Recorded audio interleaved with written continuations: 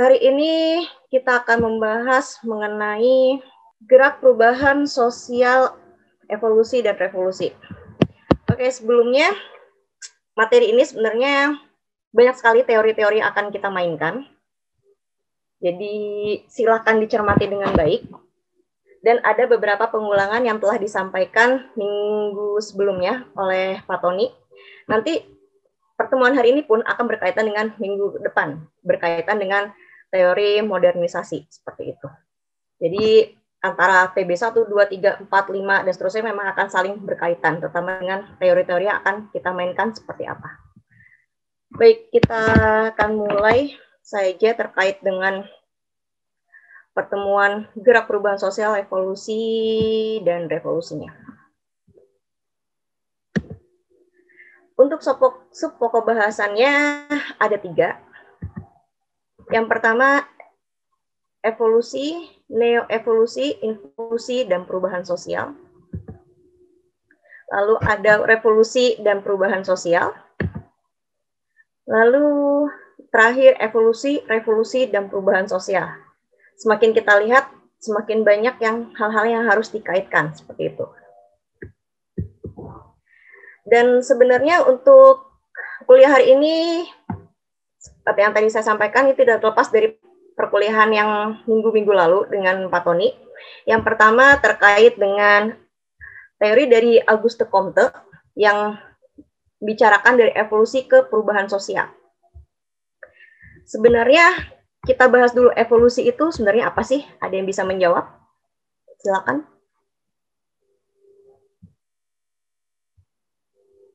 Apa itu evolusi? Kan pasti ada definisinya tuh, apa evolusi, apa itu revolusi. Silakan.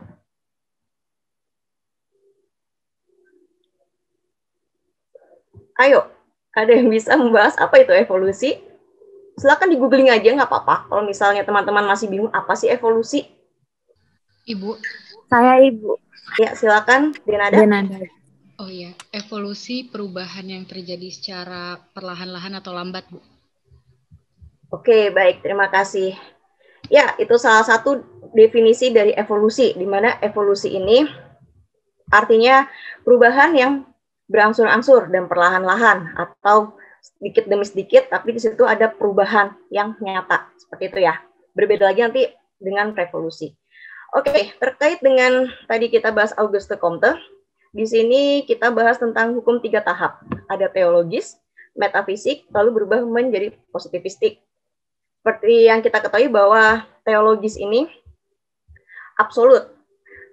Nah, absolut ini berarti dapat dikatakan bahwa masyarakat di sini memohon bantuan kekuatan gaib. Seperti itu, menyerah pada semangat roh yang terdapat pada benda, binatang, tumbuhan, dan sebagainya.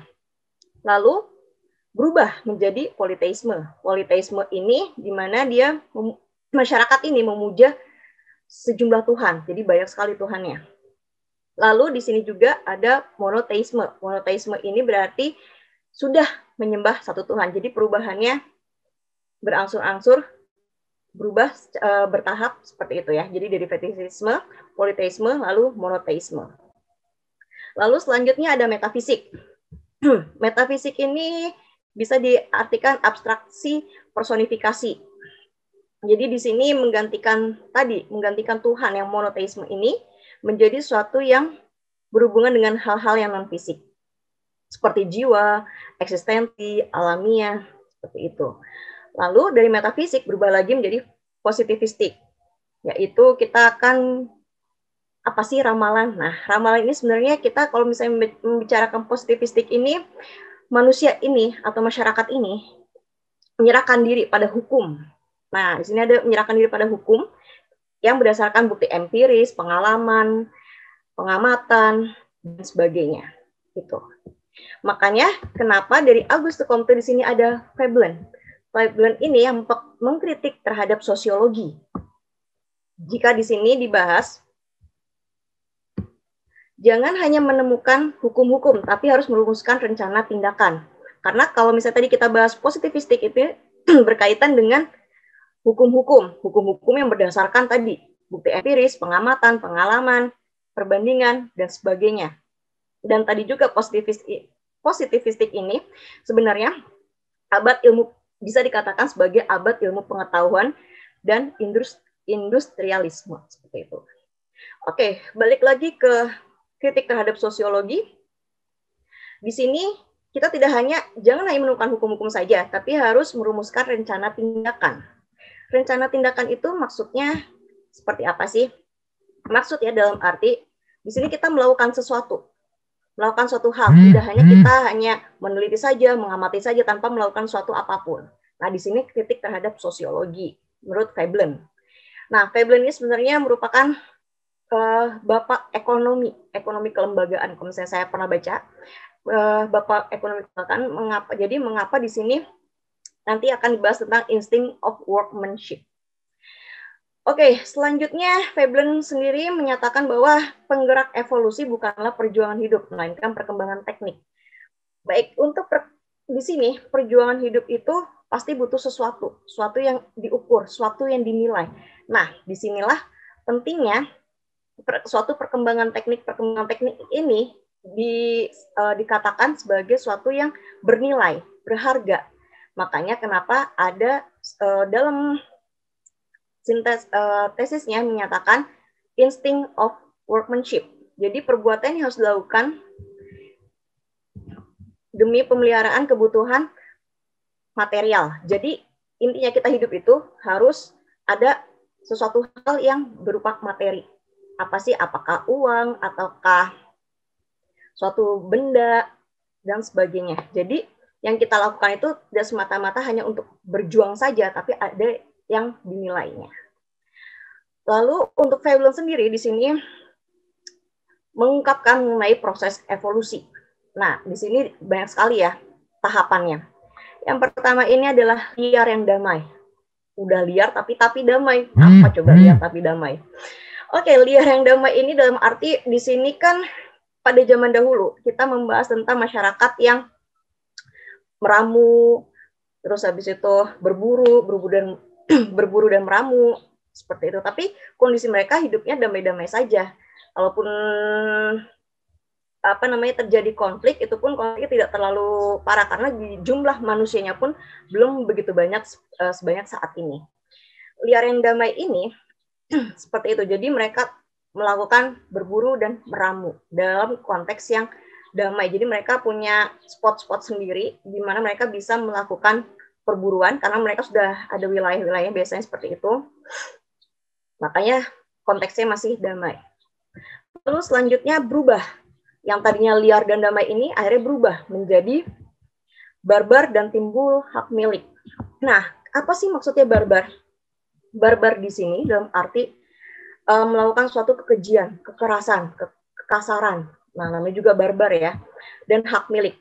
Dan sudah ada property right-nya itu sudah ada. Jadi mereka sudah mulai mengklaim, ini klub saya, ini klub saya, klub saya. Sudah seperti itu. Dan akhirnya dari barbar dan hak kepemilikan ini menjadi perang dan timbulnya kelas. Perang sebenarnya untuk di era masa abad Eropa, perang ini sering terjadi. Terjadinya sering, ya hampir sering lah, kalau yang pernah saya baca ya. Di perang ini sering terjadi dan menimbulkan kelas. Sama halnya seperti sekarang juga masih ada kelas. Jadi kelas golongan atas, golongan menengah, dan golongan bawah. Seperti apa sih pengklasifikasian kelas? Untuk kelas atas ini biasanya oleh para bangsawan, seperti itu. Kelas menengah ini dihuni oleh para agama, pemuka agama. Lalu kelas bawah itu oleh masyarakat umum, ya. Nah, di sini timbul klasifikasi yang kelas, nanti akan kita bahas lebih lanjut pada teori-teori yang lainnya untuk kelas-kelas tersebut. Lalu setelah perang dan timbulnya kelas, timbullah zaman pengrajin. Oke, untuk zaman pengrajin ini, kalau misalnya kita lihat dari kata pengrajin saja, berarti kan dia menghasilkan suatu barang misalnya dari tanaman atau dari hewan, jadi menghasilkan suatu barang yang bermanfaat bagi masyarakat tersebut. Katakanlah kalau zaman pengrajin ini mereka membuat dari suatu tanaman, misalnya berubah menjadi suatu kain kayak gitu. Atau misalnya pengrajin juga misalnya membuat peralatan perang kayak gitu. Nah, itu bisa dikatakan zaman pengrajin. Tapi ini zaman pengrajin ini masih belum ada campur tangan dari peralatan teknologi seperti sekarang. Nah, makanya muncul setelah zaman pengrajin, karena zaman pengrajin ini masih dilakukan oleh manusia secara manual. Lalu muncullah zaman mesin. Zaman mesin ini sudah mulai mereka menggunakan mesin-mesin dengan banyaknya industri yang ada pada masa tersebut seperti itu. Jadi mereka sudah mulai mengadaptasi adanya inovasi dari mesin. Jadi yang tadinya dilakukan oleh manusia, nggak semuanya, beberapa hal itu dilakukan oleh mesin seperti itu. Misalnya pada zaman era Eropa ini, yang awalnya tadinya lahan sawah, lahan ladang, perladangan ya, ladang, habis itu berubah menjadi suatu industri. Nah, jadi dari industri ini banyak mesin-mesin yang digunakan untuk melakukan berbagai hal dan memanfaatkan seefisien mungkin mesin-mesin yang ada, meskipun tetap ada manusianya ya, tapi manusianya tidak sebanyak pas zaman pengrajin dibandingkan zaman mesin seperti itu. Itu sekilas dari Critical Veblen, dan ini juga sudah dibahas oleh Pak Tony di pertemuan sebelumnya. Dan ini yang barunya terkait dengan neo-evolutionism dari Ralph Linton di abad ke-20. Mungkin teman-teman ini sudah membahas juga unilinear dan multilinear.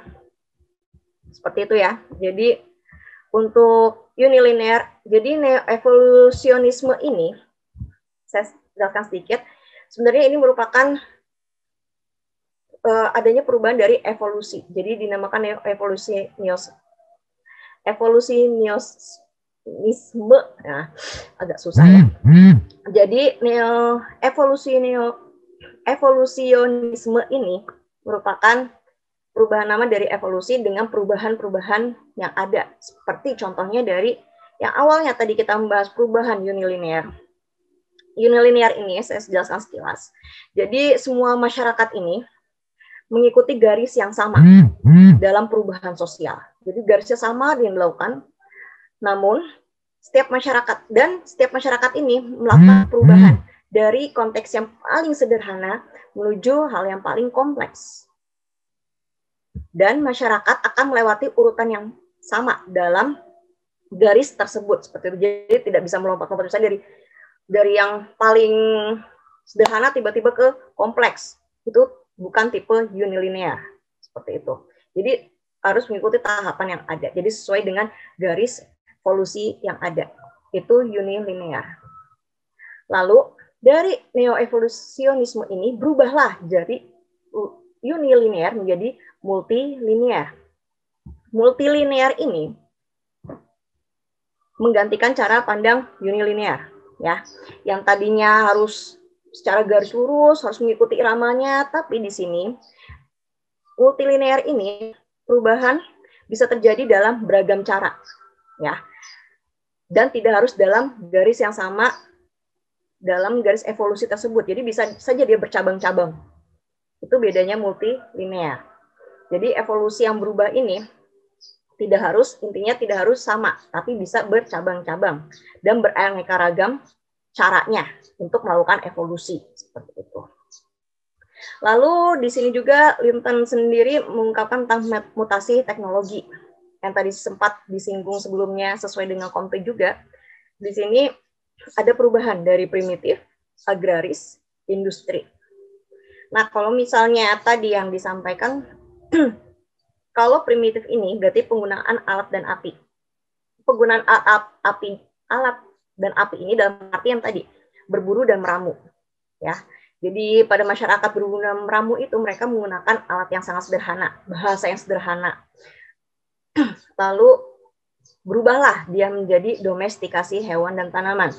Domestikasi hewan dan tanaman ini dalam arti kita bisa membudidayakan hewan dan tanaman yang awalnya mereka liar di di lapangan yang luas seperti itu, mereka bisa mencari makan sendiri istilahnya. Namun sekarang karena sudah adanya hak kepemilikan yang tadi disebutkan, maka dia sudah mulai ada perubahan. Jadi yang tadinya hewan ini berkeliaran, akhirnya dibudidayakan, misalnya sapi, katakanlah sapi ini dibudidayakan, diperah susunya. Lalu untuk tanaman yang tadinya tidak tahu cara bercocok tanam, akhirnya mereka melakukan cocok tanam. Karena sudah mulai di sini pun, sudah mulai masyarakatnya menetap. Berbeda dengan yang pada saat primitif. Mereka ladang berpindah, jadi pindah-pindah terus. Tapi kalau sekarang sudah mulai, di masa agresi sudah mulai menetap. Jadi mereka bisa mulai menggunakan cocok tanam. Lalu untuk era industri, di sini masyarakat sudah berubah lagi dari yang tadi agraris menjadi industri. Produksi energi dan penerapan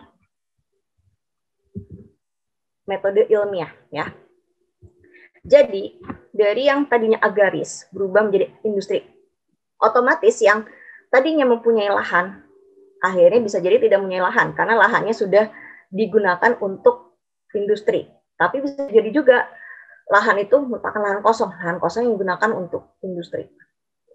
Jadi masyarakat yang tadinya awalnya mulai cocok tanam seperti itu, mulai berubah pekerjaannya menjadi buruh atau menjadi pekerjanya, dan ya buruh biasanya pekerja bisa katakan juga buruh dan sebagainya, atau menjadi manajernya dan seterusnya. Jadi ini merupakan perubahan dari neo-evolusionisme. Jadi adapun primitif agraris, perubahan dari primitif agraris dan industri ini itu bisa jadi tidak harus dalam garis yang sama, bisa jadi dengan cara yang berbeda. Nah, cara yang berbedanya mungkin nanti akan diketahui lebih lanjut jika teman-teman membaca buku-buku yang terkait dengan hal tersebut. Oke, untuk Ralph Linton. Dan selanjutnya, nah ini Gertz.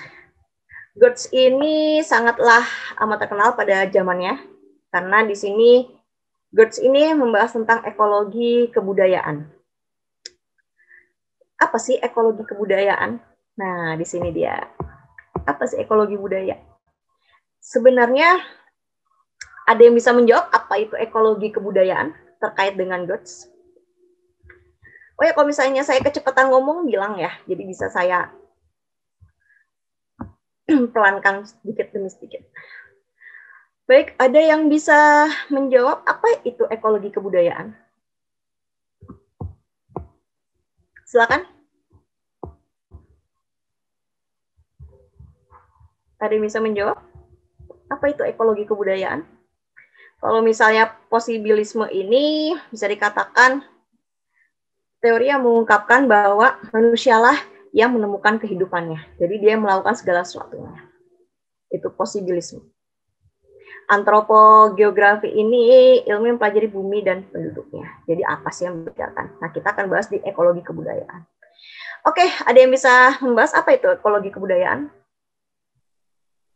Mau coba? Oh, mungkin. Ya, silakan. Siapa? Oh iya, saya dan Gary tadi mikrofonnya hidup, Bu. Oke. Saya dulu kali ya, Bu. Oke, silakan Bu Yani. Ya, kalau mungkin ekologi budaya itu studi tentang peran budaya, Bu, sebagai komponen dinamis dari setiap ekosistem, Bu. Oke. Jadi merupakan bagian dari ekologi, atau ekologi merupakan bagian dari budaya? Kalau pertanyaan saya. Peran budaya kali ya, Bu. Ya, gimana budaya memperlakukan ekologi kali, Bu, kalau menurut saya. Oke, baik. Terima kasih. Baik, selanjutnya siapa lagi? Ibu mau coba? Oke, silakan. Kalau menurut saya agak berbeda sih dari Diani. Menurut saya ekologi kebudayaan itu gimana cara pandang kita bagaimana kebudayaan, hubungan kebudayaan dengan cara-cara melestarikan lingkungan gitu sih, Bu. Oke. Atau masalah-masalah antara kebudayaan dengan lingkungan kayak gitu.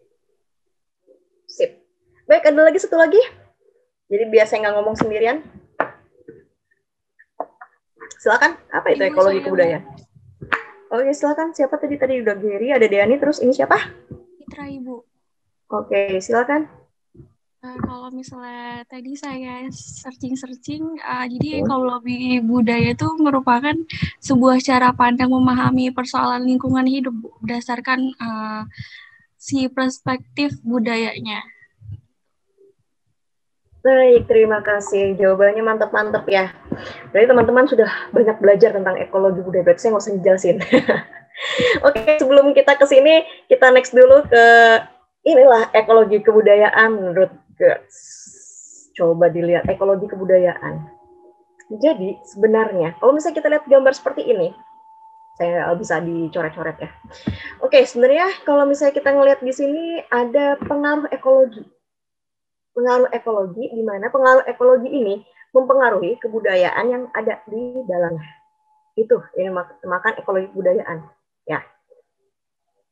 Di sini mengapa inti kebudayaannya justru bukan sistem religi, ideologi, kesehatan, bahasa, seperti itu. Nah, balik lagi. Mengapa tidak demikian? Karena kalau misalnya kita bahas di sini inti kebudayaan itu kan tadi disebutkan bahwa manusialah yang menentukan kehidupannya. Sedangkan kalau religi, ideologi, kesehatan, bahasa itu kan sebenarnya sudah ada dari zaman-zaman dahulu.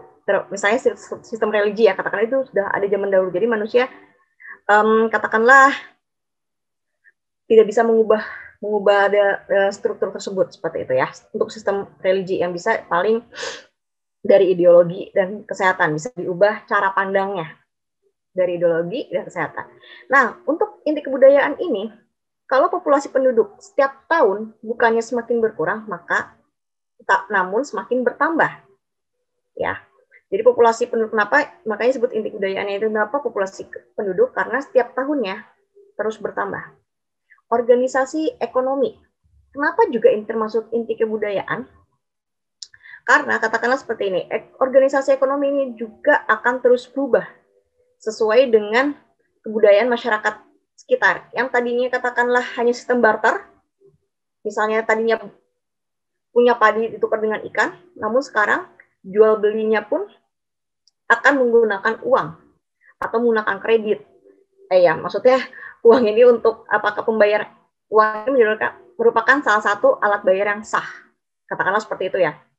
Meskipun dalam beberapa lokasi di Indonesia, daerah di Indonesia masih ada yang menggunakan sistem barter. Tapi secara garis besar untuk organisasi ekonomi ini, misalnya katakanlah kayak KUD, habis itu koperasi unit, KUD itu koperasi unit desa, terus habis itu badan usaha milik desa dan sebagainya. Jadi semakin berkembang organisasi ekonomi di masyarakat sekitar. Lalu di sini, sistem teknologi eksploitasi SDA. Nah, ini hal yang paling penting juga. Karena semakin berjalannya waktu, semakin banyak, kalau kita lihat, semakin banyak penggerusan lahan-lahan SDA. Ada yang dijadikan perusahaan, ada yang dijadikan perumahan, ada yang dijadikan macam-macam, seperti itu. Apa sih itu namanya? Kayak semacam jungle land yang seperti itu kan, itu membuka lahan yang luasnya nggak banyak sekali gitu kan, tidak cuma 1 hektar 2 hektar, justru dia puluhan hektar. Nah, di sini adanya teknologi eksploitasi SDA. Semakin lama kita lihat sumber daya alam ini semakin berkurang, bukannya semakin bertambah seperti itu. Tadinya kita bercocok tanam di lahan yang luas, sekarang sudah mulai bercocok tanam di lahan yang sempit. Katakanlah tadinya pertaniannya, sekarang teman-teman sudah bisa melihat bagaimana cara membudidayakan tanaman di rumah dengan menggunakan peralatan yang sederhana atau seperti itu. Dengan misalnya, kalau misalnya hewan, misalnya di dalam buk di damber kayak gitu. Jadi teman-teman sudah bisa budidayakan tanamannya sendiri. Karena apa? Karena ya sumber daya alam semakin hari semakin berkurang. Makanya ini katakan inti kebudayaan. Nah, sebenarnya kebudayaan di sini seperti apa sih? Nah, kalau misalnya kita balik lagi ke sini, inti kebudayaan. Nah, di sini ada yang dikatakan inti kebudayaan itu teknologi eksploitasi, populasi penduduk, organisasi ekonomi, dan sistem sosial politik. Itu inti kebudayaan. Nah, kebudayaan sendiri di sini adalah budaya itu kan sebagaimana kita ketahui bahwa hal-hal ini berhubungan dengan simbol yang tersedia dan dilakukan oleh masyarakat yang bersangkutan seperti itu. Dan untuk GERD sendiri ini, dalam inti kebudayaan ini mengacunya pada di Indonesia untuk uji cobanya. Karena di sini bisa dilihat inti kebudayaannya berbeda antara ekosistem ladang dengan ekosistem sawah. Seperti itu. Nah, ekosistem ladang ini sebenarnya kalau misalnya kita lihat ekosistem ladang ini di luar daerah Jawa. Sedangkan kalau misalnya ekosistem sawah ini biasanya di dalam Pulau Jawa. Nah, kalau misalnya kita bedakan untuk ciri khas dalam kedua ekosistem tersebut, kenapa? Karena kalau misalnya kita membahas ekosistem ladang, ini tuh jelas jenis tanamannya. Terus habis itu tekstur tanahnya juga seperti apa. Lalu pengelolaannya juga tidak membutuhkan sumber daya manusia yang banyak. Berbeda hal dengan kalau misalnya kita menggunakan ekosistem sawah. Kalau ekosistem sawah di sini, GERD sendiri, ini menurut GERD ya, karena GERD ini menganggap bahwa produktivitasnya stabil tapi rumit dan kompleks pada tekniknya. Jadi kalau misalnya sawah itu kan dimulai dari bagaimana mencari benihnya, lalu ditanam bibitnya, habis itu bagaimana cara menyemainya, dan sampai seterusnya sampai dengan terakhir memanennya. Nah, ini dianggap GERD ini rumit. Berbeda hal dengan ladang, seperti itu. Lalu banyak sekali tenaga kerja yang harus bekerja di dalam sawah tersebut, beda juga dengan ladang. Kalau ladang menurut GERD sendiri hanya melihat saja sudah selesai, tapi kalau misalnya sawah itu tidak, mereka butuh banyak sekali tenaga kerja untuk melakukan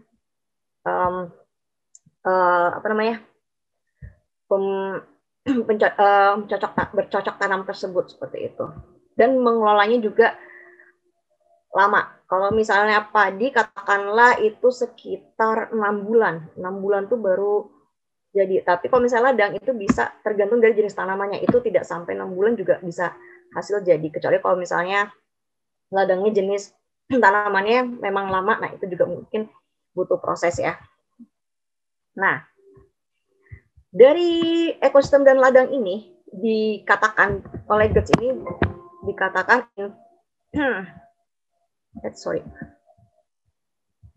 involusi.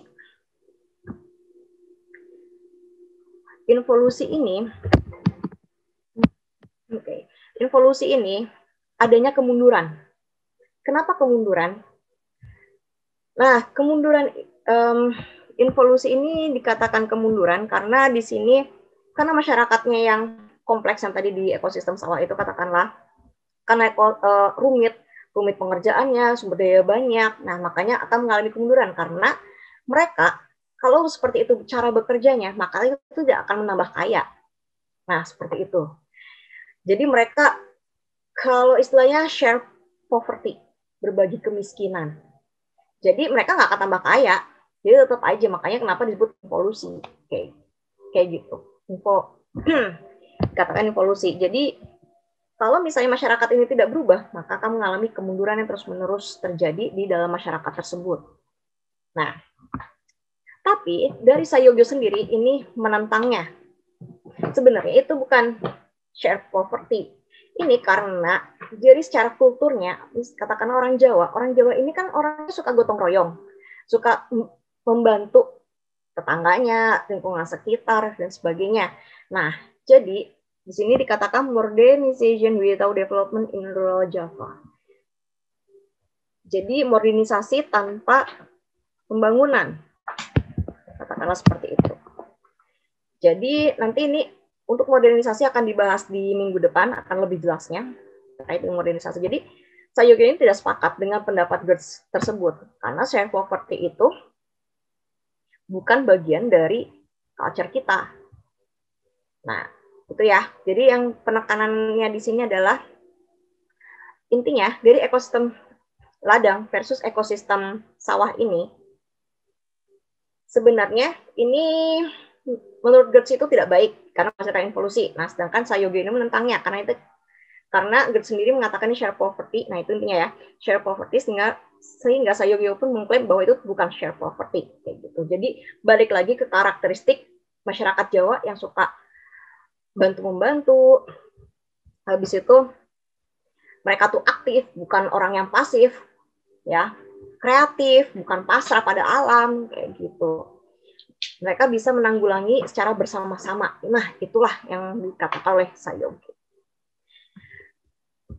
Baik, dan ini bentuk dan intinya di ekologi kebudayaan ini terdapat hubungan fungsional antara kebudayaan dan lingkungan, jadi holistik.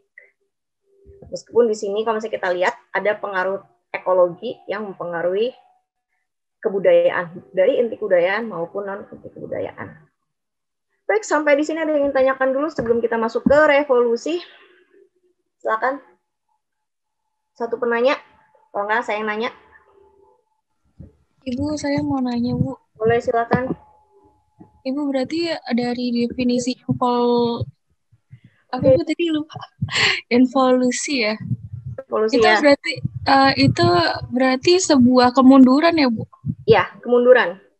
Makanya ditentang oleh Sayogi sebenarnya itu tuh bukan kemunduran. Tapi, nah, itu dijelaskan oleh Sayogi dengan lebih lengkap yang tadi diceritakan bahwa involusi itu bukan seperti itu. Maksudnya tidak terjadi di daerah Jawa, karena daerah Jawa itu sebenarnya masyarakat yang aktif, bukan pasif, tidak pasrah pada alam, mereka suka gotong royong, sehingga bukan terjadi share property seperti yang dikatakan oleh Gertz kayak gitu. Oke, baik Ibu, terima kasih. Baik, sama-sama. Selanjutnya saya akan tanya, ada yang tahu tentang apa definisi revolusi? Karena kita setelah ini akan masuk ke revolusi. Revolusi ini sangat menarik sekali karena kita sudah belajar sejarah dari zaman SMP, SMA, sejarah tentang revolusi. Banyak sekali jenis revolusinya, terutama revolusi pertama di dunia apa. Silakan, apa itu definisi revolusi? 3 orang. Ibu. Ya, silakan. Menurut saya kalau revolusi itu perubahan yang relatif cepat dan direncanakan gitu, Ibu. Oke, mantap. Lanjut. 2 lagi. Saya, Ibu. Ya, silakan. Perubahan yang cepat dan mengakar, Bu. Oke, perubahan yang cepat dan mengakar. Baik, Ruhaina. Selanjutnya 1 orang lagi cowok deh. Dari tadi cowoknya baru 1. Silakan 1 orang lagi, cowok.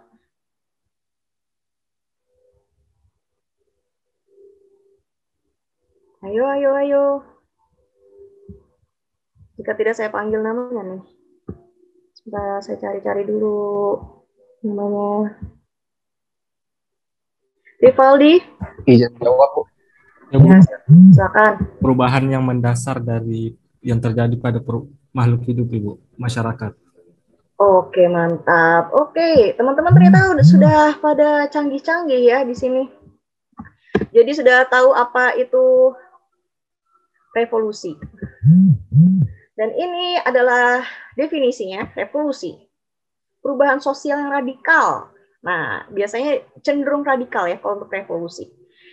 Perubahan sosial radikal berlangsung dalam jangka waktu relatif pendek dan hampir selalu disertai kekerasan dan pertumpahan darah. Nah, agak ngeri juga ya memang untuk definisinya. Lalu selanjutnya, konsep yang selanjutnya adalah perubahan sosial yang berlangsung dalam jangka waktu relatif pendek yang tidak disertai kekerasan atau percepatan yang relatif mendadak. Nah, itu ada 2 jenis. Ada 2 konsep yang mendasari pengertian dari revolusi. Yang pertama disertai kekerasan dan pertumpahan darah, yang satu tidak disertai kekerasan. Oke. Kalau kita bahas untuk yang disertai kekerasan atau pertumpahan darah ini di revolusi Prancis. Nah, ini revolusi pertama ya, revolusi besar di dunia. Itu revolusi Prancis. Oke, ini revolusi yang paling ngeri karena Raja Louis-nya ini setelah diturunkan langsung dihukum mati. Raja Louis ke berapa? 16 kalau salah dengan Anne Marionette. Seperti itu ya. Jadi revolusi Prancis ini disertai kekerasan dan pertumpahan darah, ini juga dalam waktu relatif cepat, sekitar kalau tidak salah masa pemerintahannya ini Raja Louis kalau tidak salah 15 tahun ya, kalau tidak salah 15 tahun. Lalu terjadilah mereka tidak menyukai. Nah, ini ceritanya panjang sekali ya untuk revolusi Prancis ini. Jadi karena raja sendiri orangnya seperti pelin-pelan ya, pelin-pelan, tidak bisa mengatur keuangan dan sebagainya, diserahkan kepada ratunya Anne Marionette. Anne Marionette juga sukanya kemewahan, bermewah-mewah dengan pajak masyarakat yang semakin lama semakin tinggi, seperti itu. Jadilah masyarakat ini memberontak. Nah, masyarakat memberontak inilah yang mengakibatkan di sini adalah revolusi kebudayaan dan mempengaruhi juga ada revolusi Iran. Untuk revolusi kebudayaan, bagaimana kita tahu, pasti ada budaya-budaya yang berubah di dalam masyarakat yang awalnya seperti apa menjadi apa. Dan ini juga masuk salah satu dari kesadaran kritis masyarakat itu ditunjukkan dalam revolusi Prancis ini. Jadi kita nggak boleh kayak gini loh, kita harus bergerak. Kalau enggak, kita akan terus terdesak dalam kemiskinan dan lain sebagainya. Dan revolusi Iran ini, kalau untuk revolusi Iran, ini juga merupakan yang terbesar ketiga bahkan. Mantap ya, udah terbesar ketiga. Ini merupakan perubahan. Sebentar, video saya ke stop. Kayaknya tadi saya menyaklat suatu OS 10. Oke, mohon maaf. Kesalahan teknis. Revolusi Iran ini yang awalnya tadi pemerintahannya dari monarki, terus berpindah menjadi Republik Islam, seperti itu. Jadi ada perubahan dari yang monarki terus habis itu berubah menjadi Republik Islam. Nah, ini juga merupakan revolusi terbesar. Mungkin cerita-cerita untuk revolusi Iran teman-teman bisa membacanya lebih lanjut. Lalu untuk yang tidak mengalami kekerasan, di sini ada revolusi industri. Nah, kalau revolusi industri yang tadinya kita menggunakan tenaga manusia, lalu diubah menjadi tenaga mesin. Di sini ada revolusi pertanian, di mana misalnya tadinya kita tidak menggunakan traktor, akhirnya menggunakan traktor. Begitu juga untuk Green Revolution. Ya. Ini untuk Green Revolution dan Blue Revolution ini sebenarnya berlaku di Indonesia, terutama di Indonesia ya. Karena pada zamannya Pak Soeharto untuk Green Revolution ini berubah semua tuh. Jadi yang tadinya menggunakan tenaga manusia berubah menjadi tenaga mesin, menggunakan traktor. Dan pada tahun 1980 ini bisa disampaikan menjadi negara swasembada pangan. Ya, keren sekali sih memang. Cuman pada akhirnya sekarang tidak berlanjut kembali. Apa ya istilahnya ya? Mengalami kemunduran. Karena apa? Karena semakin lama, semakin berkurang juga posisi lahan pertanian di Indonesia. Mungkin kalau misalnya kita tanya-tanya, datanya ada nggak sih? Nah, itu harus teman-teman cari datanya di BPS, di BPN. Meskipun kadang-kadang yang kita risaukan itu adalah data antar BPS dengan data BPN, lalu data desa, data kecamatan, itu suka berbeda-beda. Nah, nanti kalau misalnya teman-teman mengalami kebingungan, gunakan saja data, kecuali kalau misalnya teman-teman mau meneliti Indonesia ya, kalau misalnya sekitar Bogor, misalnya Bogor atau apa, gunakan data-data regional saja, data-data setempat atau data-data regional, yang lebih ini ya. Baik. Selanjutnya untuk Blue Revolution. Nah, Blue Revolution ini merupakan juga revolusi yang awalnya mindset kita itu harus diubah. Karena apa? Karena mindset yang awalnya kita harus bercocok tanam itu harus di dataran. Padahal kita juga bisa membudidayakan suatu hal itu terkait dengan perikanan. Makanya kenapa disebut Blue Revolution. Dan Blue Revolution ini, kalau tadi Green Revolution sasarannya kepada petani, kalau Blue Revolution sasarannya kepada nelayan tentunya. Dan untuk Blue Revolution ini cenderungnya ke salah satu program unggulannya ini dikatakan Minapolitan. Minapolitan itu kota perikanan. Jadi istilahnya masyarakat bisa loh membudidayakan ikan dengan cara, misalnya dengan cara membuat tambak, dengan membudidayakan ikan-ikan jenis tertentu, katakanlah yang bisa dibudidayakan, katakanlah ikan lele, ikan bandeng, ikan apalagi ya, bisa dibudidayakan udang juga bisa dibudidayakan seperti itu. Jadi tidak hanya kita harus cocok tanam itu dalam hal pertanian dalam arti sempit ya, katakan seperti itu, tapi bisa juga pertanian dalam arti luas. Nah, contohnya ini adalah Blue Revolution.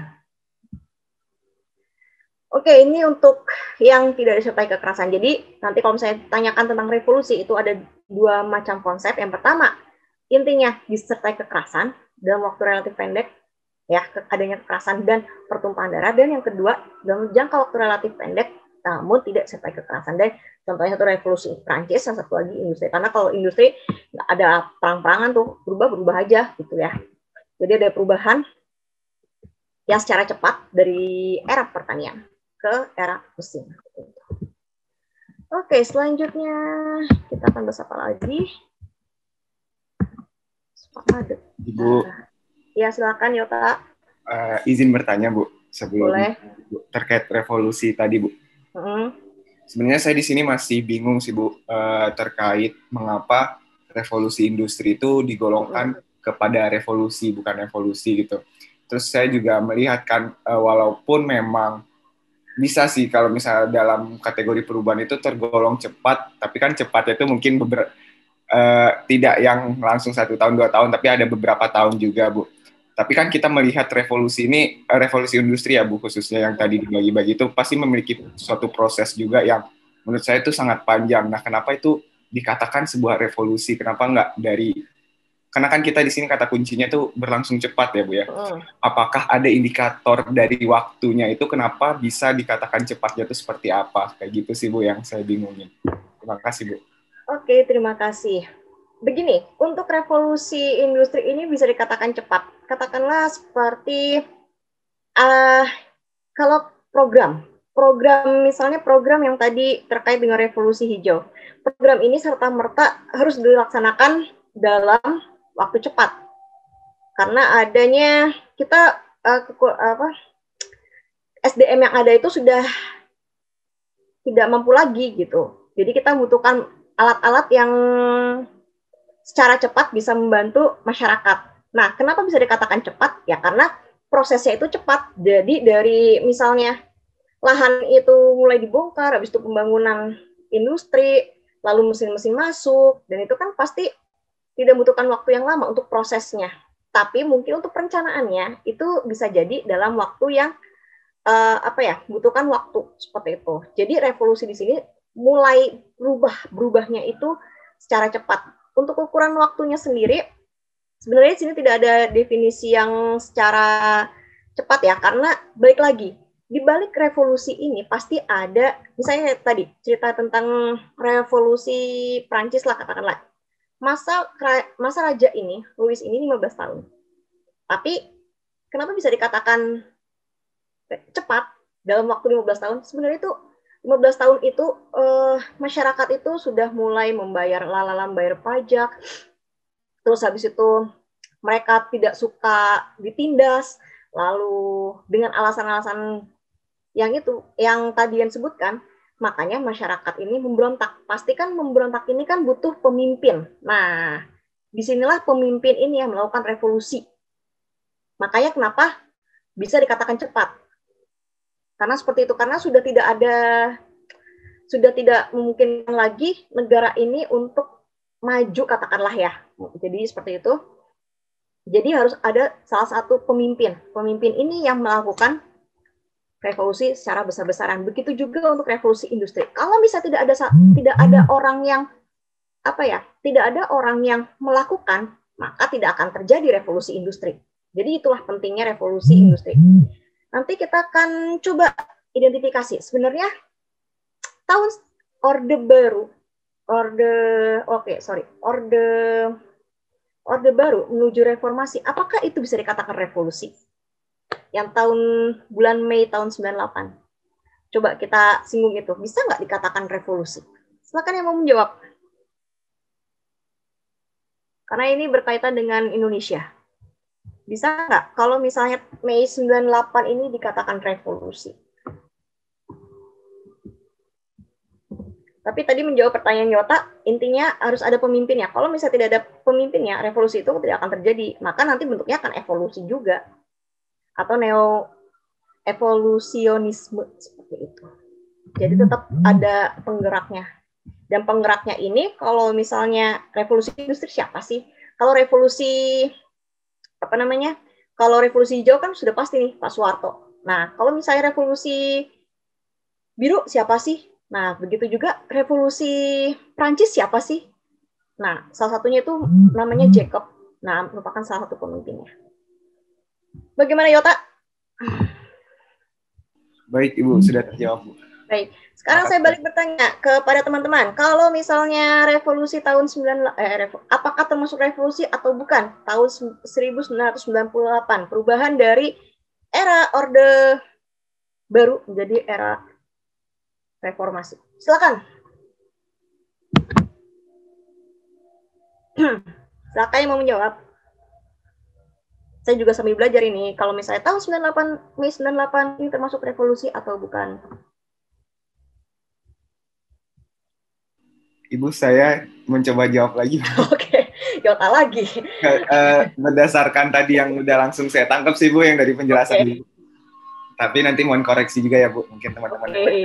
Kalau menurut saya sih termasuk revolusi ya, Bu ya. Karena kan tadi Ibu mengatakan bahwa kata kuncinya tuh dari revolusi ini cepat dan ada penggeraknya. Nah, kita walaupun di sini ibaratnya memang tidak menjadi sorotan secara fokus ya siapa penggerak dari si revolusi dari Orde Baru kepada reformasi. Tetapi kita tahu kan di balik pergerakan massa yang sangat masif itu pasti ada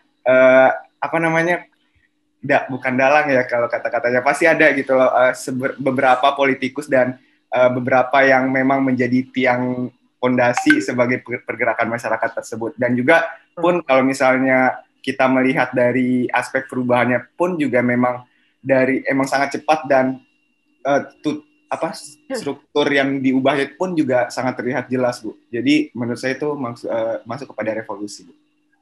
Walaupun memang tidak terlalu terlihat siapa yang difokuskan menjadi penggeraknya. Kayak gitu, Bu. Baik, terima kasih Yota. Oke, satu orang lagi.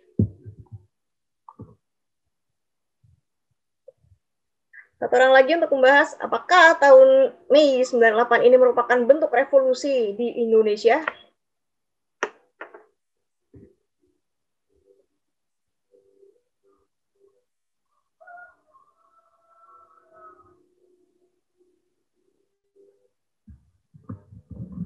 Ayo, ada yang bisa menjawab? Bu Tita saya izin menjawab, Bu. Oke, silakan. Suaranya minum dulu. Kalau misalnya... Iya.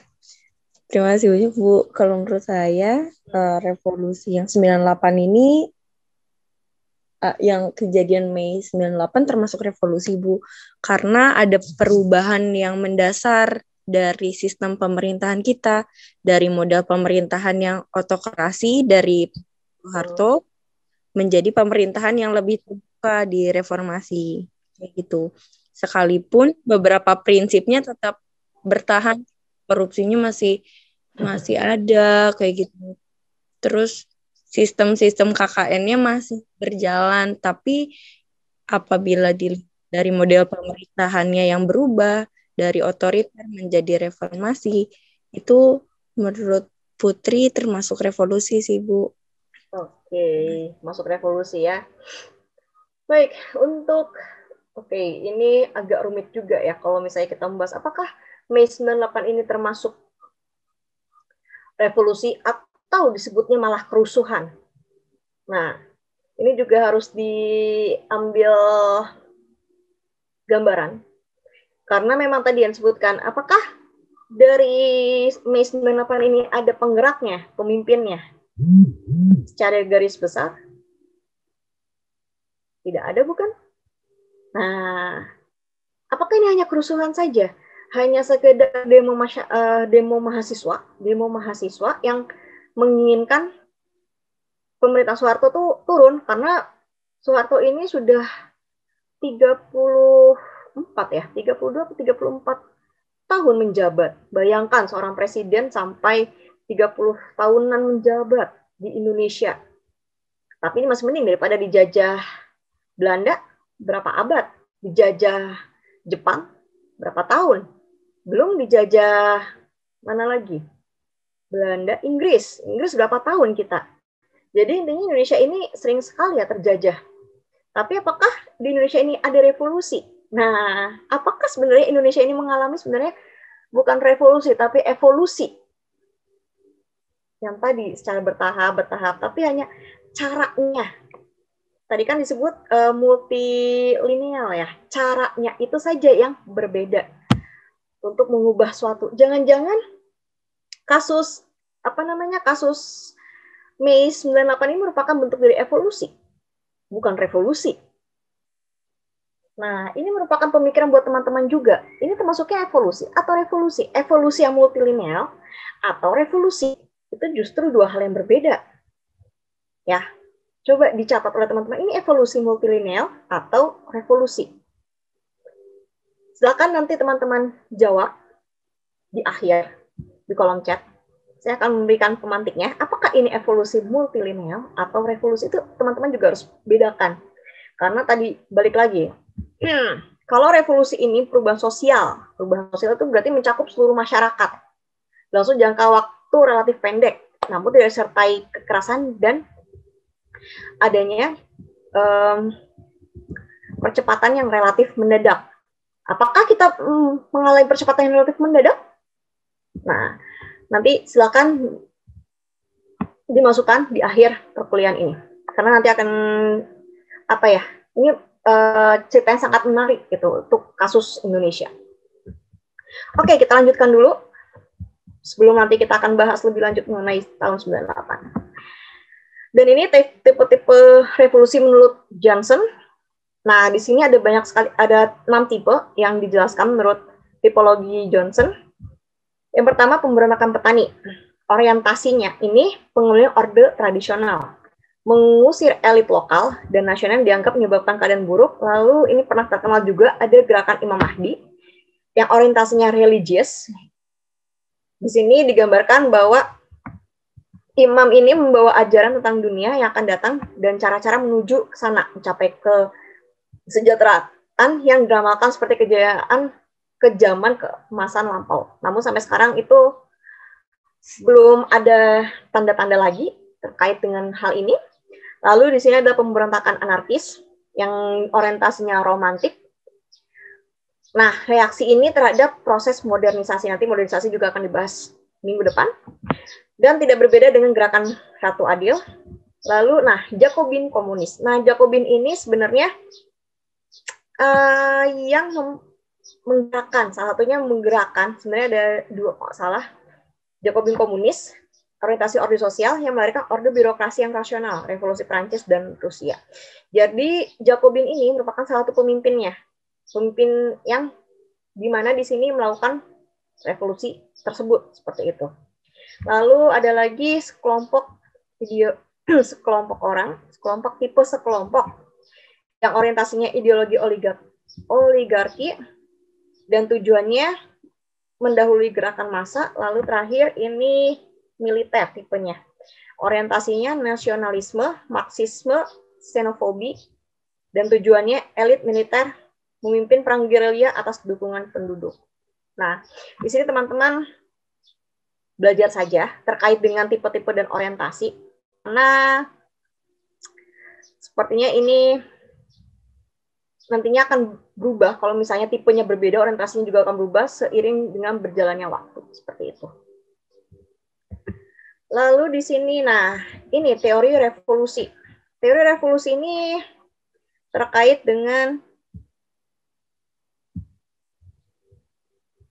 sebab dan syarat timbulnya revolusi. Di sini dijelaskan menurut Wertheim, ya. Saya merasa amat sulit untuk menemukan hukum universal yang manapun juga mengenai timbulnya revolusi, kecuali beberapa syarat mengenai situasi dan keadaan psikis untuk pecahnya revolusi semacam itu. Dan saya hampir tidak melihat kemungkinan untuk menetapkan adanya keteraturan dalam jalannya revolusi. Sekali revolusi itu dimulai, penulis berusaha menguraikan situasi-situasi pra-revolusi dan mencoba menemukan urutan yang stereotip dari tahap-tahap revolusi. Saya sampai pada kesimpulan bahwa cara-cara mereka dalam usaha itu terlalu dangkal dan dalam banyak hal kurang peka dan terlalu simplistik. Saya juga menganggap tidak begitu penting untuk berusaha menggantikan dugaan-dugaan spekulatif yang dikembangkan oleh penulis itu. Serta sedikit banyak sudah dijabarkan dengan konstruksi saya sendiri yang tidak kalah spekulatifnya. Dan ini nanti akan dibahas lebih lanjut di belakang, ya. Jadi ini hanya pernyataan saja. Oke, selanjutnya ini teori yang sangat terkenal, teori revolusi Marx. Biasanya di sini disebutnya sayap kiri, ya. Di sini revolusi Marx ini menceritakan karena kemajuan industri, maka kaum buruh menjadi semakin miskin. Makin lebarnya jurang kekayaan di antara kaum burjuis. Nah, biasanya orang-orang sering banget kaum burjuis dan kaum proletar mengurangi hak kuasaan kaum burjuis sebagai kelas yang berkuasa. Makin besarnya jumlah dan kesatuan kaum buruh menyebabkan mereka mampu mengadakan perlawanan. Nah, ini di sini ya. Adakan perlawanan.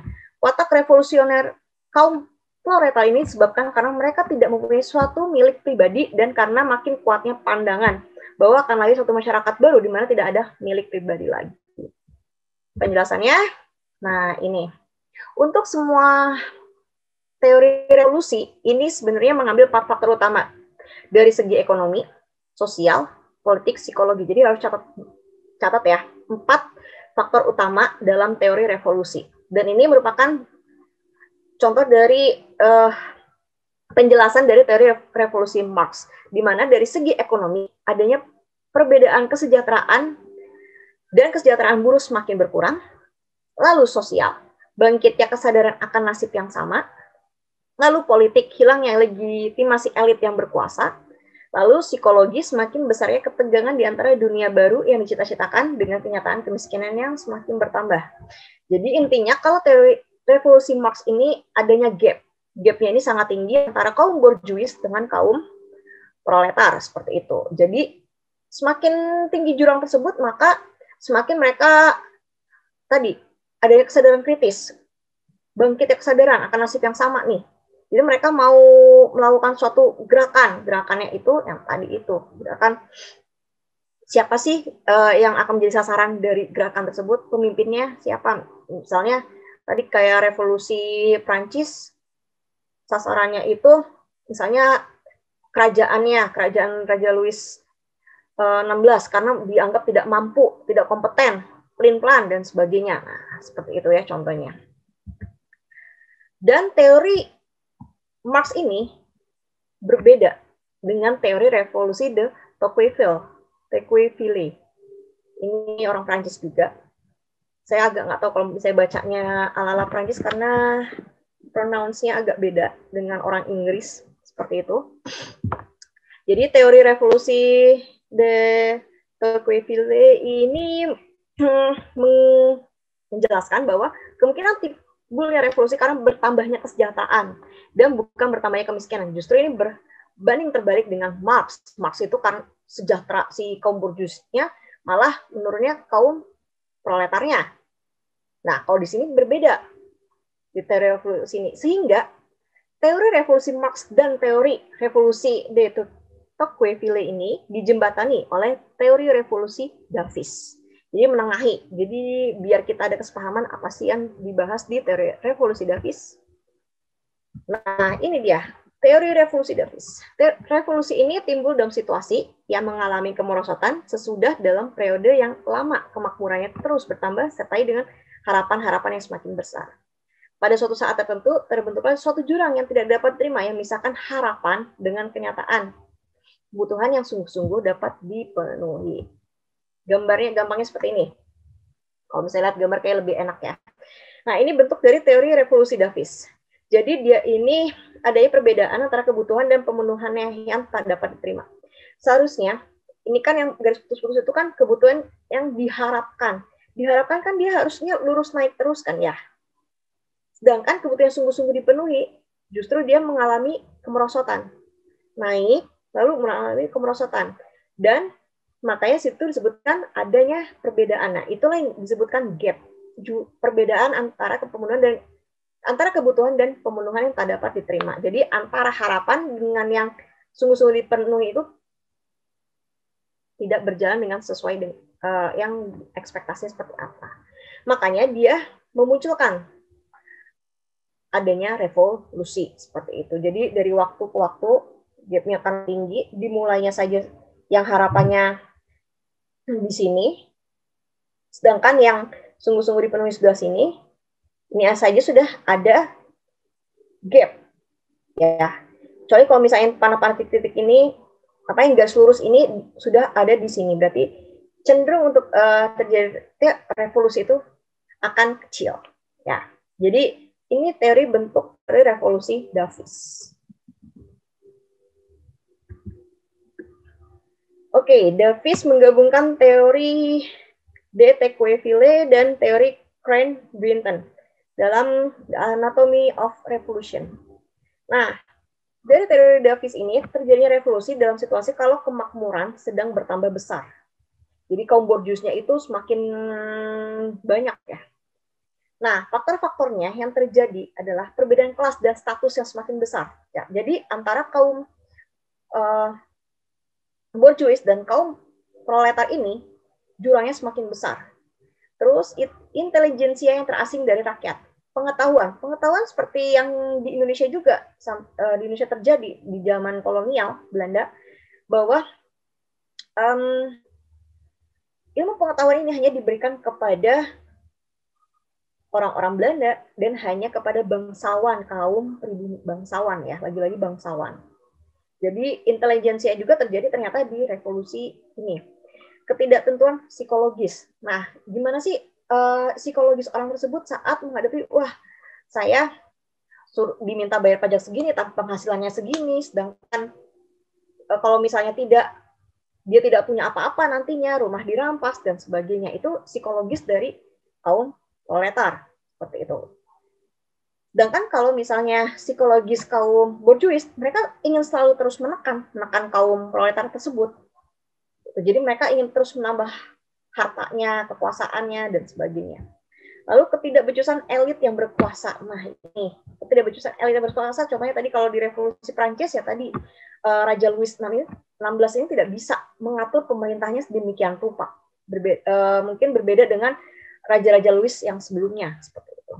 Lalu krisis finansial.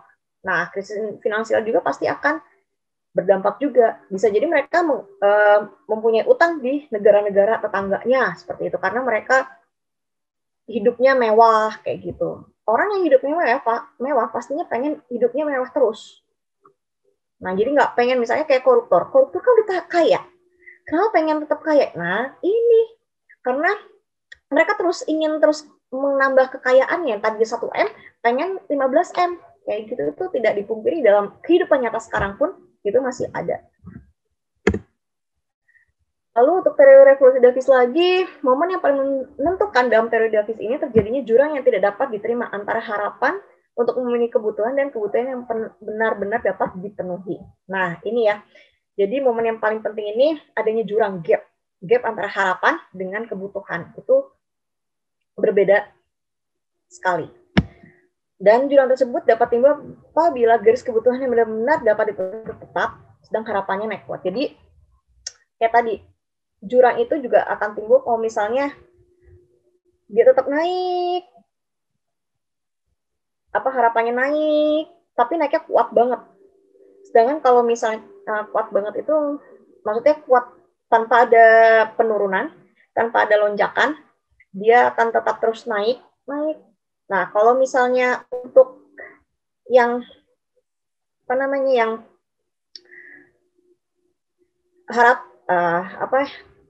garis yang untuk kebutuhan dianya naik, tapi naiknya itu ya gitu aja, naiknya signifikan tanpa ada perubahan yang kuat. Jadi ada tetap startnya itu dari mananya juga, itu penting juga untuk kita gambarkan.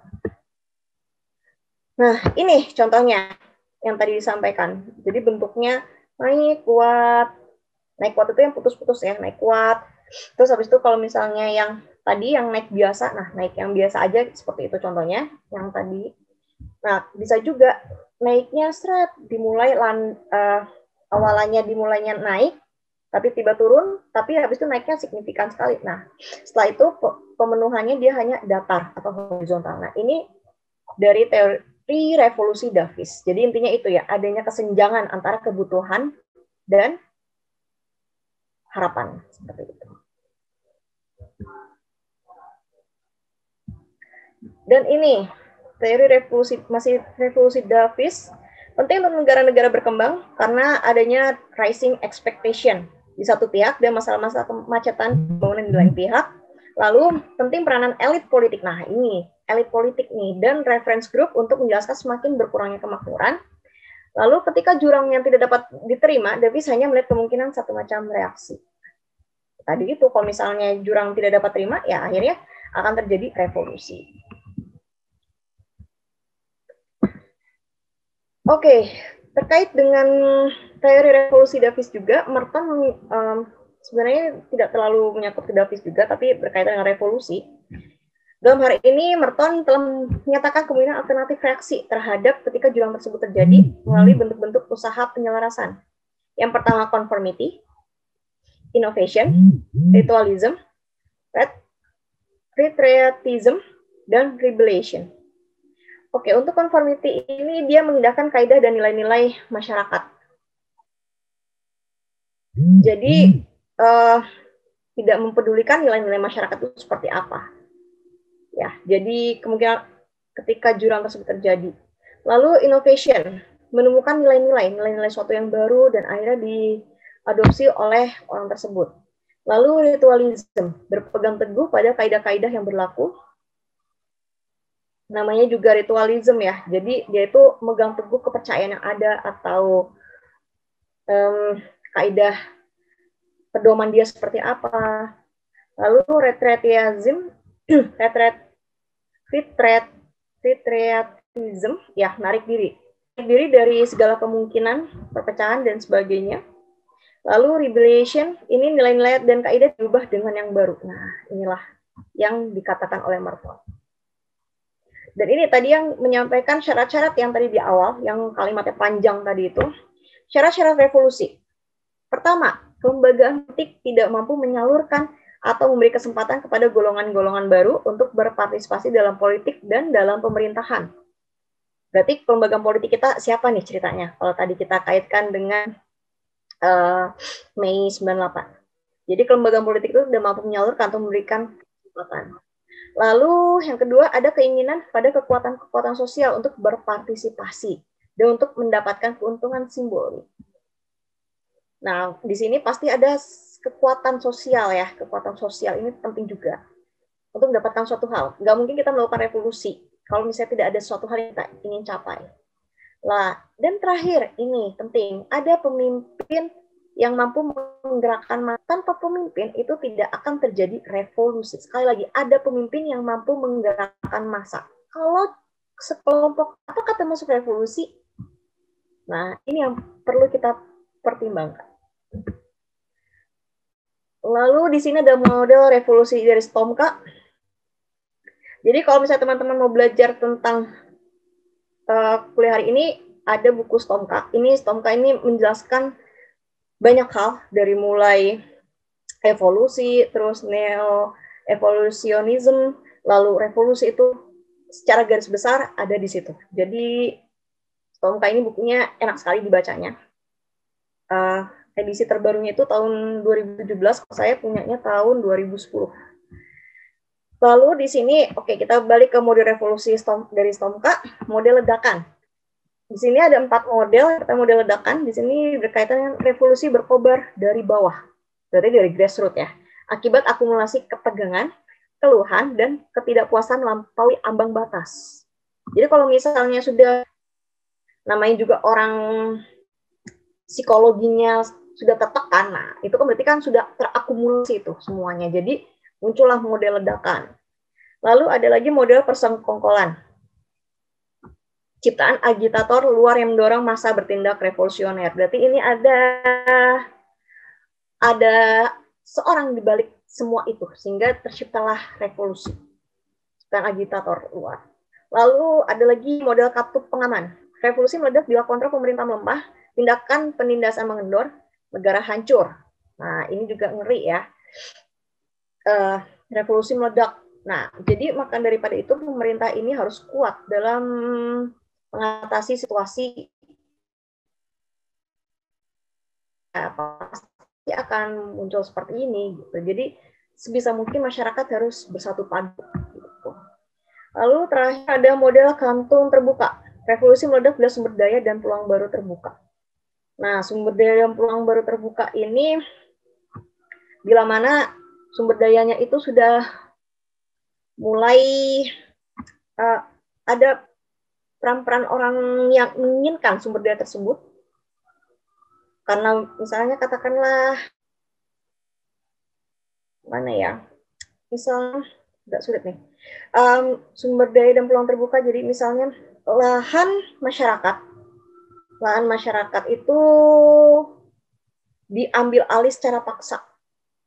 Ya, diambil alih secara paksa untuk secara keseluruhan masyarakat di seluruhnya, karena Indonesia ini terlalu luas, jadi tidak mungkin. Jadi sumber daya ini, misalnya di salah satu daerah,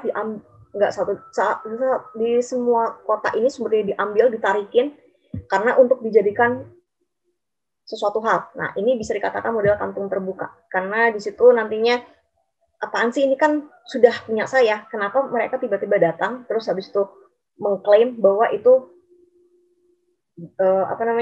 diklaim bisa jadi itu miliknya nantinya. Nah, itu bisa dikatakan model kantung terbuka. Dan ini sekali ini berdampak di semua area revolusi ya. Jadi tidak hanya satu sisi masyarakat saja. Kalau satu sisi masyarakat saja itu juga bisa dikatakan bukan termasuk revolusi.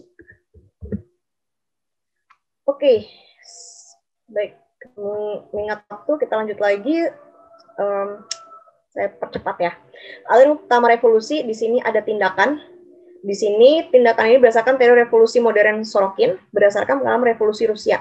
Ada penindasan dan ada kemerosotan. Di sini penindasan ya tadi penindasan terhadap masyarakat, kemerosotan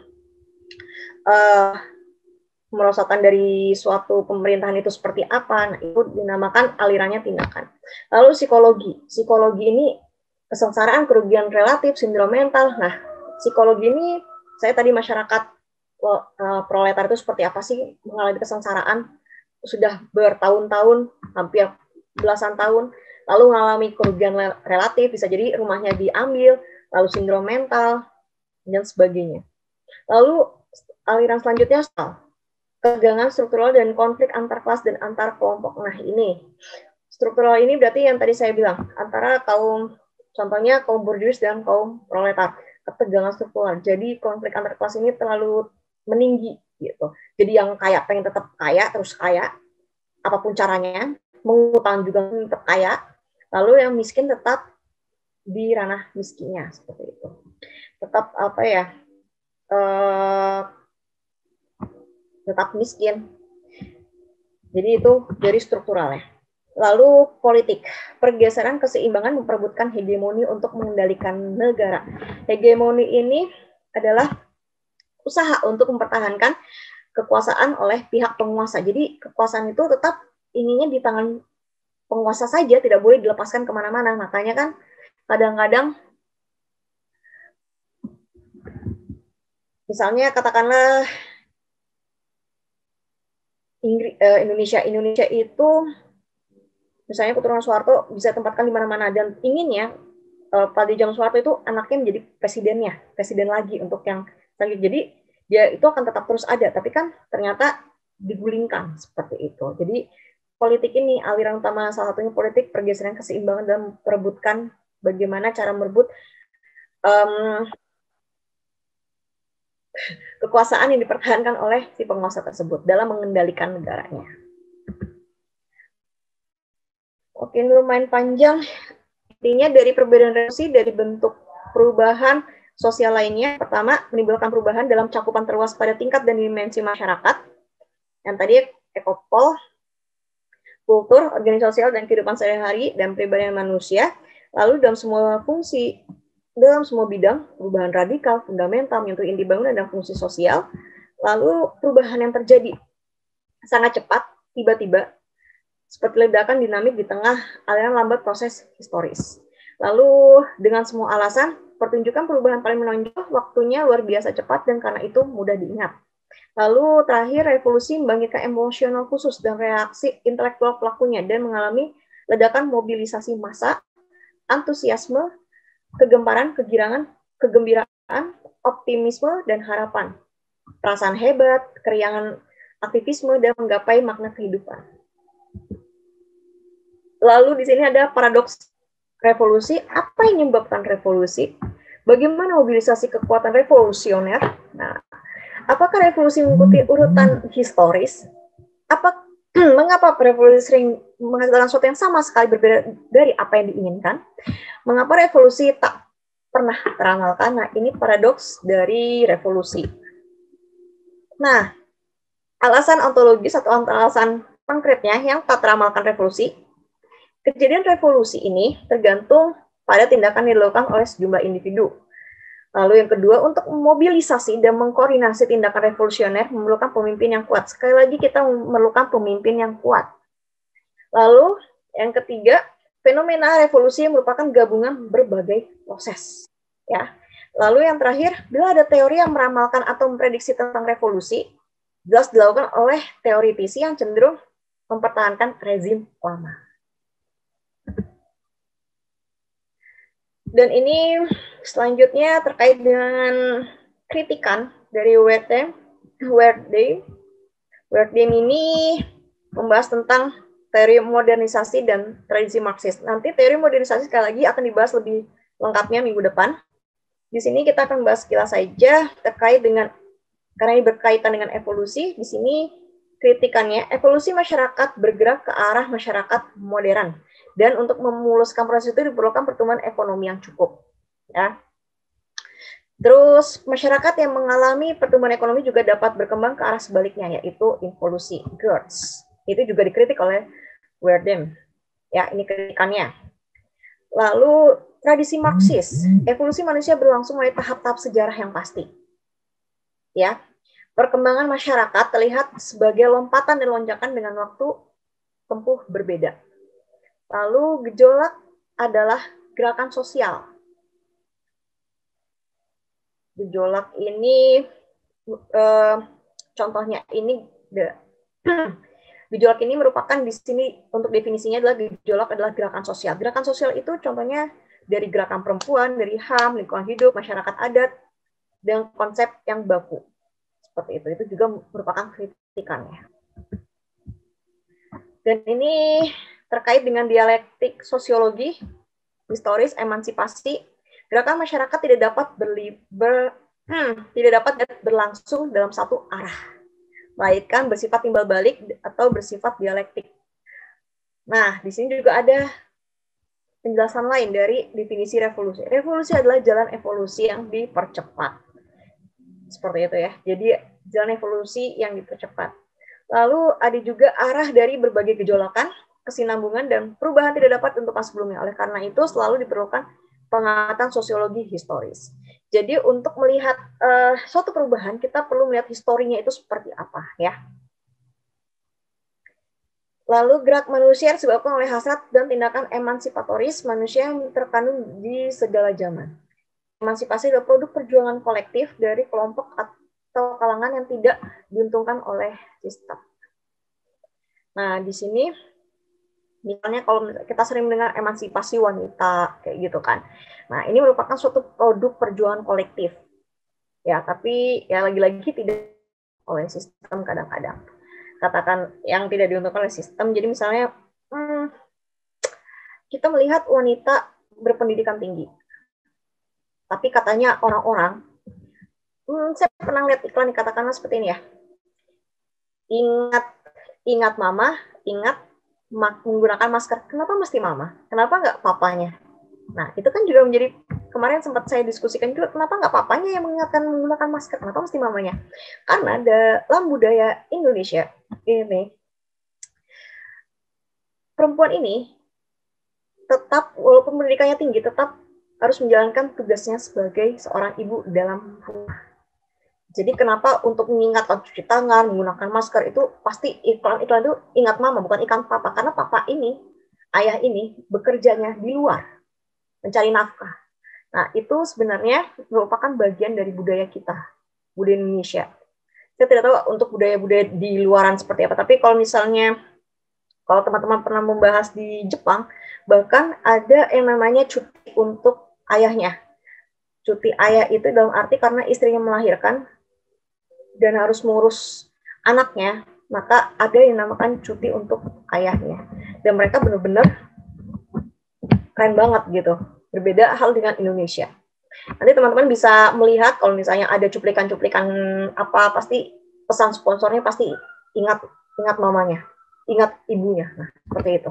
Makanya di sini ada emansipasi, ada perjuangan kolektif dari sekelompok kalangan tidak diuntungkan oleh sistem. Seperti itu. Oke, di sini ada lagi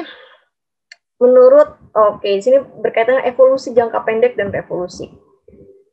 Park dan Burgess menjelaskan dalam Introduction to the Science of Sociology. Di sini menjelaskan bahwa perubahan jangka pendek dan skala kecil, bahwa evolusi ini bisa jangkanya pendek, namun skalanya kecil. Lalu memahami masyarakat tidak dalam pengertian statis, tapi dinamis. Karena masyarakat ini bersifatnya aktif, tidak pasif. Nah, statis dan dinamis itu pun seperti itu. Jadi masyarakat tuh akan memperoleh pengetahuan-pengetahuan apa yang dia miliki. Nah, jadi makanya kenapa masyarakat itu adalah suatu proses. Lalu human ecology di sini membedakan pelapisan bawah ekologi, yakni community dan tata moral manusiawi yang khas, yakni society.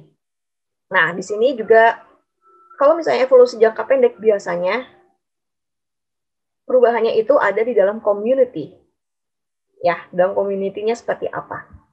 Community dan society bukan satuan yang melainkan aspek-aspek masyarakat yang dapat dibedakan secara analitis.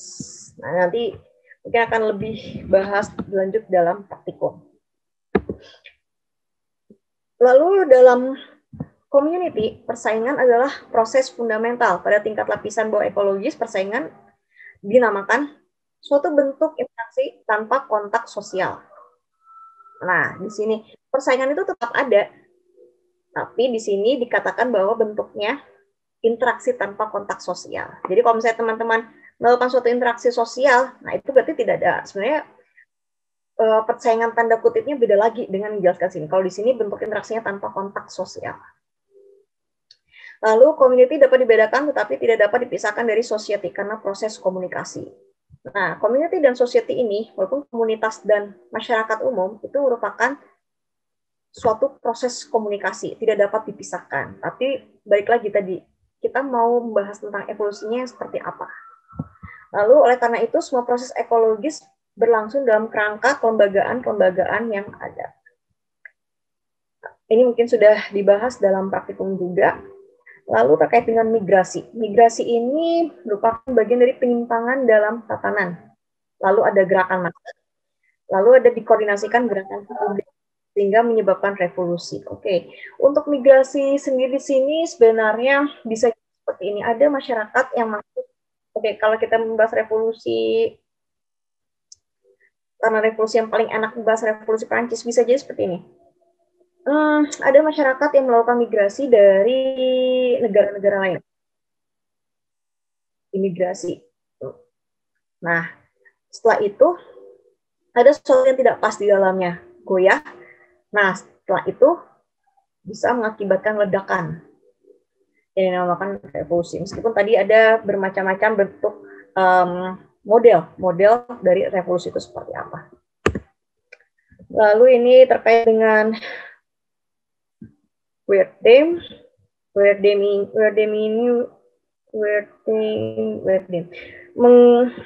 menjelaskan tentang gejala revolusi dalam perspektif evolusi.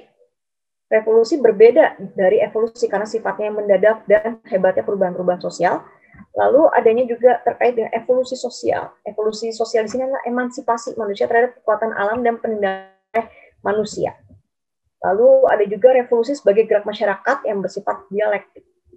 Jadi ada gejolak, kesinambungan, perubahan ditelaah dengan pendekatan sosiologi historis. Lalu di sini ada revolusi sebagai gerak masyarakat bersifat dialektik. Nah, di sini dijelaskan juga tadi yang sudah disampaikan sebelum-sebelumnya juga, sama dialektik ini gerakan masyarakat disebabkan oleh hasrat dan tindakan emansipatoris, bukan pertentangan kelas lagi ya, emansipasi tadi. Lalu menolak pandangan bahwa gerak masyarakat tahap-tahap tertentu. Nah, sebenarnya revolusi ini tidak harus tahap-tahapnya tadi secara garis lurus, tapi bisa berbagai arah. Lalu kalau terjadi perubahan politik yang fundamental serta dengan kekerasan yang tidak relevan dengan perspektif evolusi disebut kontra evolusi. Nah, ada lagi sini kontra evolusi kalau terjadi perubahan politik yang fundamental. Evolusi ini adalah gelombang panjang revolusi seperti itu. Jadi tadi berapa tahun sih revolusi? Nah, sini dijelaskan evolusi itu adalah gelombang panjang revolusi. Jadi evolusi muncullah revolusi. Oke, selanjutnya kalau yang terakhir dari Huntington. Ini Huntington ini membahas tentang revolusi pada hakikatnya dalam perspektif evolusi. Jadi tetap pada dasarnya merupakan bagian dari perspektif evolusi. Revolusi paling besar kemungkinannya akan terjadi dalam masyarakat yang modernisasi. Nah ini. Dan pertumbuhan politiknya ketinggalan dibandingkan dengan perkembangan sosial dan ekonomi. Pada dunia ketiga penting sekali untuk menempatkan gejala revolusi dalam rangka proses modernisasi. Ketidakseimbangan dalam proses modernisasi dapat menimbulkan revolusi. Baik, sepertinya demikian karena di jam saya sudah jam 11.32. Baik, ada yang katakan dulu sebelum tadi kita bahas. Ada satu pertanyaan dulu. Ibu izin bertanya. Ya.